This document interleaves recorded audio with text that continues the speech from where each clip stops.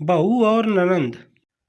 कुछ दिनों के लिए मायके आई प्रिया किसी काम से रसोई में आई तो देखा कि रूबी जल्दी जल्दी कटोरी में कुछ लेकर चम्मच से खा रही थी। और जैसे ही उसके खाने की चीज समाप्त हुई उसने फटाक से सिंक से वह चम्मच और कटोरी मांझकर स्थान बिना कोई आवाज के वापस रख दिया। जबकि प्रिया अच्छी तरह जानती थी कि काम वाली बाई के आने के कारण बिना जरूरी के कभी कोई भी बर्तन धुले ही नहीं जाते। प्रिया तो सचमुच बहुत ज्यादा ताज्जुब हुआ और उसके पैर दरवाजे पर ही थिठक गए। लेकिन जैसे ही रूबी पलटी सामने प्रिया तो देखकर एकदम से हड़बड़ा गई। जिज्जी आप। मैं मन ही मन बहुत घबरा भी गई थी। हे भगवान! नंदरानी यह क्या देख लिया? क्या हुआ रूबी? तुम इतना ज्यादा हड़बड़ा क्यों गई? और यह बताओ कि आखिरकार चुपते चुपते क्या खा रही थी? मेरी प्यारी भाभी रानी, प्रिया मुस्कुराते हुए बोली। कुछ नहीं जिज्जी, कुछ भी तो नहीं। रूबी निहार नीचे किए हुए डर कर बोली। अरे इतने में इतना डरने की क्या बात है? आखिर यह घर तुम्हारा। फ्रिज जीजी जिज्जी, मम्मी जी से कुछ भी ना कहेगा।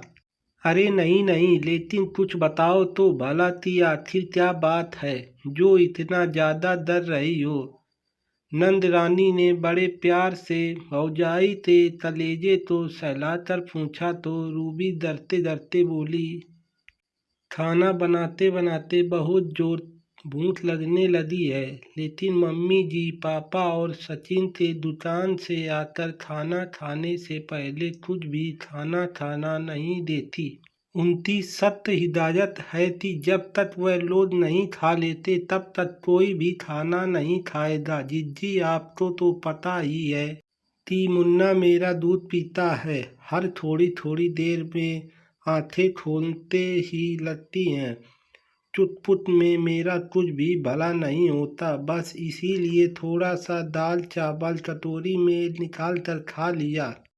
रूबी की आंखें पूरी तरह से दबदबाई हुई थी। प्रिया भतीजे के होने के बाद सिर्फ जलवा पर आई थी और अब जब सर्दी थी, बच्चों की छुट्टी पड़ी तो भाभी भतीजे के लाड़ लड़ने चलने आई। लेकिन तो यह सब कुछ बहुत खराब लगा। मतलब मम्मी ने अभी भी अपने सिद्धांतों से। प्लीज जिज्जी, मैं आपके हाथ जोड़ती हूँ, मम्मी जी से कुछ भी ना कहिएगा वरना तो मेरी आफत आ जाएगी। रूबी प्रिया को भी समझौता नहीं किया ते हाथ जोड़ते हुए बोली। रूबी पागल हो क्या?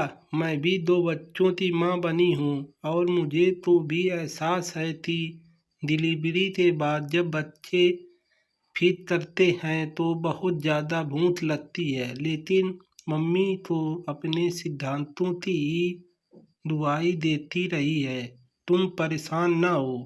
यह बात मैंने ना ही देखी और ना ही सुनी। प्रिया रूबी को अगले गले लगाकर इतना कहते हुए रसोई से बाहर निकल गई और थोड़ी ही देर बाद रूबी सब काम निपटा कर मन ही मन डरते डरते वही गीता और प्रिया के पास आकर बैठती ही गई। मम्मी चलिए खाना खा लीजिए चल कर, क्योंकि रूबी भी तो भूखी बैठी होगी। प्रिया गीता से मुताबिक होते हुए बोली। प्रिया तुम भूल गई इस परिवार की परंपरा कि जब तक सचिन और तुम्हारे पापा खाना नहीं खा लेते हम लोग रसोई कैसे जूठी कर सकते हैं? गीता थोड़ा तेज स्वर में बोली। लेकिन मम्मी, क्या आप रूबी को भी आप इतनी देर तक भूखा बैठे रखती हैं? हाँ, वह भी सचिन और तुम्हारे पापा के बाद ही तो खाएगी। लेकिन मुन्ना तो उसका दूध पीता है, वह तो भूख के मारे बेहोश हो जाती होगी।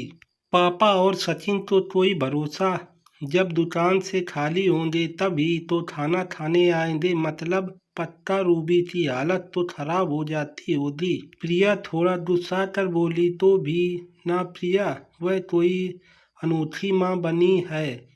हम सब इन परिस्थितियों से गुजरे हैं। जब तक घर के पुरुष खाना नहीं खा लेते तब तक हमारे धरती महिलाएं खाना नहीं खा सकती।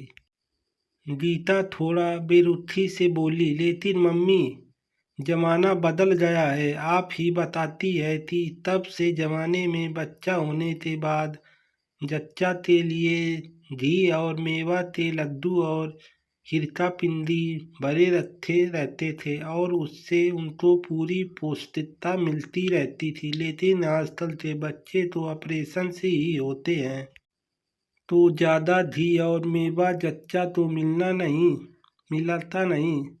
अब तो जच्चा तो सिर्फ खाने में ही दीपित रहना पड़ता है। कहीं ऐसा ना हो कि आपकी सुखी की वजह से रूबी चुरा कर खाने को सही कह रही हो। मेरी तो मती ही मारी गई। शायद मैंने एक माँ की गुस्सा रूबी को दिखाना ही नहीं चाहा। तुम बिल्कुल सही कह रही हो। अब मुझको अपनी गलती का एहसास हो रहा है कि प्रतिद्वंद्विता मिलने के कारण ही मुन्ना भूत के मारे चिचिराहा रहता है। गीता के शब्दों में बहुत ज्यादा अफसोस था। चलो उठो रूबी बेटा, आज से और अभी से ही घर के सिद्धांत हमेशा हमेशा के लिए बदले जाएंगे। अपनी और हम सब की थाली लगाकर ले आओ और आज से जब भी तुमको भूख लगे तुम किसी का भी इंतजार किए बगैर निसंकोच खाना खा सकती हो। गीता रूबी से बोली, थैंक जीजी। रूबी प्रिया के पैर में झुक गई क्योंकि नंद रानी ने सासू माँ से कुछ ना बताकर उसका सम्मान भी बचा लिया था और सासू माँ के सिद्धांतों को भी अपनी जिम्मेदारी से परिवर्तित कर दिया था। रूबी थैंक्स की कोई ज़रूरत नहीं। आखिर मैं भी दो बच्चों की माँ हूँ और उसकी दर्द से गुजरी हूँ। एक स्त्री दूसरे स्त्री के दर्द को नहीं जाने दी तो कौन जानेगा। आओ मेरे गले लग जाओ। प्रिया ने अपने आंसुओं को पोंछते हुए रूबी को उठाकर अपने गले लगा लिया और रूबी भी प्रिया के कस कर लिपट। अब यह नंद भौजाई का भरत मिलाव ही होता रहेगा कि खाना भी खाओगी चलकर। गीता मुस्कुराते हुए बोली थी, मम्मी जी। और रूबी बहुत ज़्यादा खुश होते हुए कि उसको अब अपनी भूख से समझौता नहीं करना पड़ेगा और छुप कर भी नहीं खाना पड़ेगा। फटाक से तीनों थालियां लगाने लगे। तो दोस्तों, आपकी क्या राय है कमेंट करके ज़रूर बताएं और कहानी कैसी लगी है ये भी कमेंट करें। तो अगली कहानी में फिर से मिलते हैं। धन्यवाद।